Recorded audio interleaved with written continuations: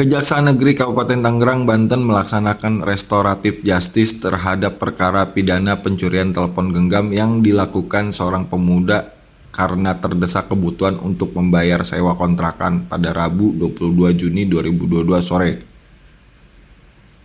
Sebelumnya telah terjadi perdamaian antara tersangka dengan korban, di mana korban memberikan maaf kepada tindakan gelap mata tersangka. Tersangka pencurian M. Ayub Saputra yang baru lulus sekolah tingkat atas dijemput dari sel tahanan Mapolsek Cikupa menuju kantor Kejaksaan Negeri Kabupaten Tangerang. Kehadiran tersangka bersama orang tuanya untuk mendengarkan keputusan Kejaksaan Agung terkait pelaksanaan restoratif justice atau penghentian penuntutan terhadap kasus yang menimpanya.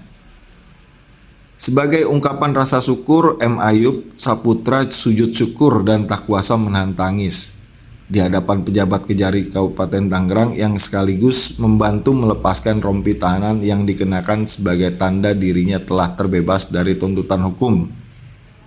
Dan pada kesempatan ini kami juga memberikan tanda kasih, penghentian perkara, tapi adalah penghentian penuntutan sebagaimana kewenangan dari undang-undang. Pengampun ini kami berikan berdasarkan Peraturan Kejaksaan Nomor 15 Tahun 2020, di mana kami dapat memberikan penghentian penuntutan berdasarkan keadilan restoratif. Yang paling penting dalam proses perdamaian ini adalah permohon maaf dari korban, dan sudah dilakukan kesepakatan perdamaian pada tanggal 17 Juni kemarin di rumah RJ yang disaksikan oleh tokoh masyarakat, tokoh agama, dan keluarga dari tersangka. Maka disepakatilah perdamaian. Dengan dasar perdamaian itu maka kita mengajukan permohonan penghentian penuntutan kepada Kejaksaan Agung, dan alhamdulillah tadi pagi melalui Jampidum permohonan penghentian penuntutan yang kami ajukan. Saya berniat mau pinjam uang ke saudara saya yang ada di Serang Kota. Setelah saya sudah sampai di saudara saya, tepatnya yang ada di Serang Kota, saya pinjam uang, namun saya tidak dapat dipinjamkan uang karena beralasan saudara saya juga tidak punya uang. Dan pada akhirnya saya memutuskan untuk pulang ke arah Jakarta lagi.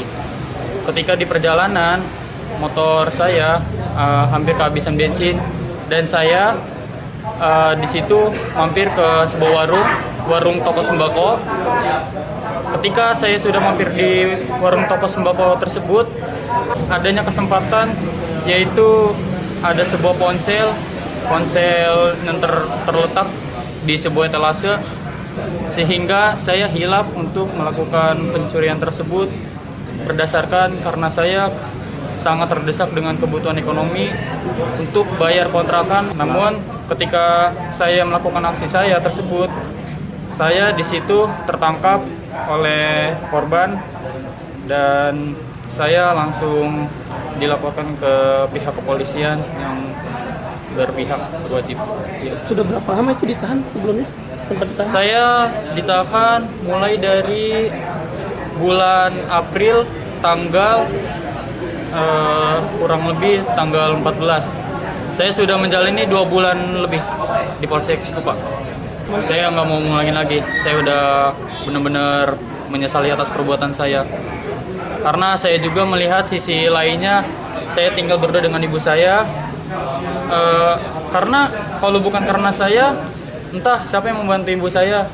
Karena saya juga sebagai tulang punggung keluarga ibu saya yang baru saja lulus dari bangku SMA.